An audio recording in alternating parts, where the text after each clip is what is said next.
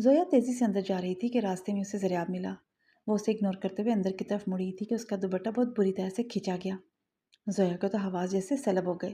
زریاب سے یہ امید بالکل بھی نہیں تھی۔ آپ اپنی حدود بالکل بھول گئے ہیں، کوئی شرم و لحاظ نہیں ہے آپ کو؟ وہ دبا دبا سے چلائی۔ زریاب حیرت سے اسے سن رہا تھا۔ میں نے کیا کیا ہے؟ آپ نے میرا دوپٹہ کیوں کھینچا؟ اتنی اجازت تم نے مجھے دی ہی کب ہے؟ ایسی باتوں کی اجازت نہیں دی جاتی۔ جانتا ہوں، یہ تو حق رکھنے والوں کا انعام ہے۔ باتیں مت بنائیں اور میرا دوپٹہ چھوڑیں۔ میں نے پکڑا ہی کب ہے؟ زویا غصے سے اس کی طرف پلٹی اور پھر شرمندہ ہوئی، کیونکہ دوپٹہ تو کچن کے دروازے کے کونے میں اٹکا ہوا تھا۔ وہ زریاب نے نہیں پکڑا تھا۔ زریاب نے اپنے دونوں ہاتھ اوپر کر کے دکھائے۔ چلو، مجھ سے اچھا تو یہ دروازہ ہی ہے۔ کم بخت اظہار بھی کر گیا اور تم نے کچھ کہا بھی نہیں۔ میں اگر ایسی کوئی گستاخی کر دوں تو تم میرا سر ہی پھاڑ دو۔ ہاں بالکل پھاڑ دوں گی، آپ ایسا سوچنا بھی مت۔ کتنی ظالم ہے زویا ویسے، میرے جذباتوں کی کوئی قدر نہیں ہے تمہیں؟ زویا بغیر کچھ کے پلٹنے لگی۔ زویا آخری بات سن لو پلیز۔ زویا کے قدم رکے۔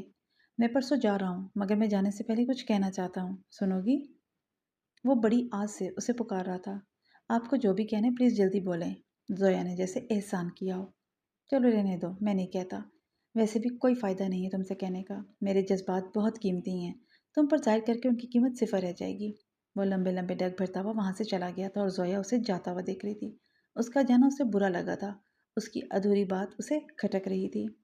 کمرے کا دروازہ آہستہ سے بند ہوا۔ دن بھر کی تقریب، گہما گہمی، شور شرابہ سب جیسے پیچھے رہ گیا ہو۔ اب صرف ثنیا اور سلیمان تھے۔ صبح سے دونوں کے درمیان ایک لفظ کا بھی تبادلہ نہیں ہوا تھا۔ ثنیا نے چپ چاپ بھاری جھمکے کانوں سے الگ کیے اور ایک ایک زیور احتیاط سے ڈریسنگ ٹیبل پر رکھتی جا رہی تھی۔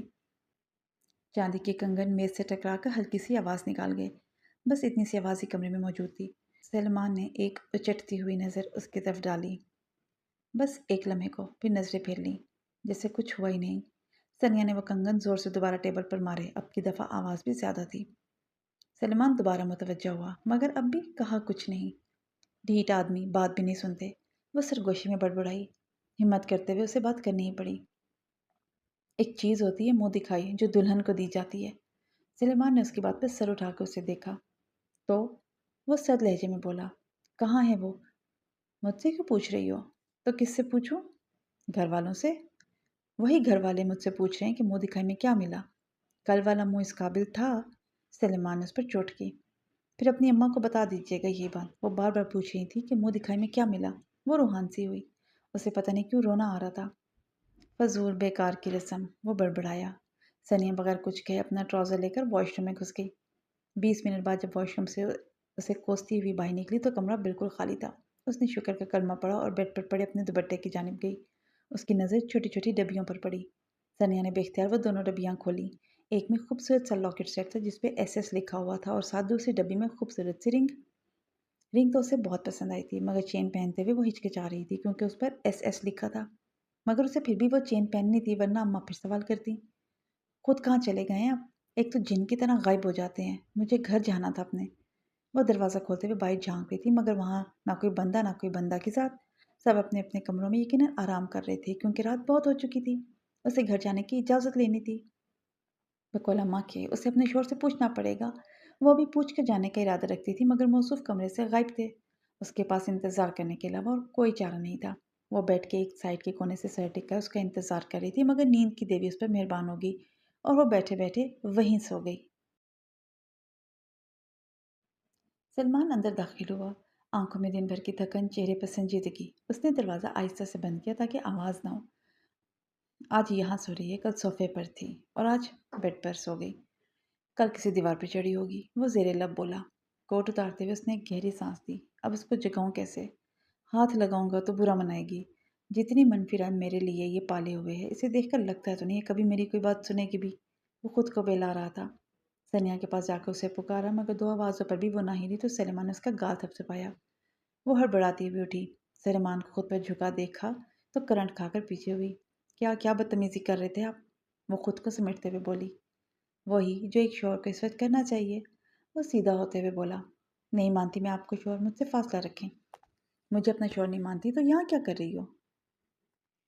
میری مجبوری ہے، آپ نے میرے گھر والوں کو ایموشنلی بلیک میل کیا تھا۔ بلیک میل؟ وہ بھی میں نے۔ لہجے میں حیرت کے ساتھ ساتھ تمسخر بھی واضح تھا۔ ہاں آپ نے، ورنہ پاپا کبھی میری شادی آپ جیسے انسان سے نہ کرتے۔ वो गुस्से से बेड से उतरी और उसके सामने खड़ी हुई। तुम्हें लगता है मैंने तुम्हारे बाप को मजबूर किया है? कोई वजह? वो खिलाफ तवक्को अपना लहजा धीमा रखते हुए पूछा। ताकि हम पर एहसान जता सकें सारी उम्र। वो नजरें नीचे किए हुए बोली। बड़ी बकवास वजह है। मैं तो कुछ और सुनना चाहता था तुम्हारे मुंह से। क्या सुनना था आपको? यही कि आप धोखेबाज हैं, गुंडे हैं, मेरी दोस्त का दिल तोड़ा है, फ्रॉड इंसान है, वगैरह वगैरह। वो सनिया के बराबर बेड पर बैठते हुए बोला। सनिया का दिल उछलकर हलक में आया। वो वहां से भागने को थी कि सलेमान ने उसे खींचकर दोबारा बिठाया। भागते बुजदिल ने, और इतना तो मैं जानता हूँ कि तुम बुजदिलों के सरदार हो, और मुझे बुजदिल लोग पसंद नहीं। तो फिर क्यों भरे मजमे में सीना ठोक कर मेरा नाम लिया था? तब याद नहीं आया मैं बुजदिल हूँ, और किसी के साथ नेकी करने के और भी तरीके हो सकते हैं, शादी ज़रूरी नहीं थी। सनिया के दिल में जो भी बात थी उसने बोल दी। मैं अपने कामों की वजाहत किसी को देने का पाबंद नहीं हूँ, मगर बीवी होने की हैसियत से मैं पहली और आखिरी बार तुम्हें वजाहत दूंगा। सलमान का लहजा थोड़ा भारी मगर पुरसकून था।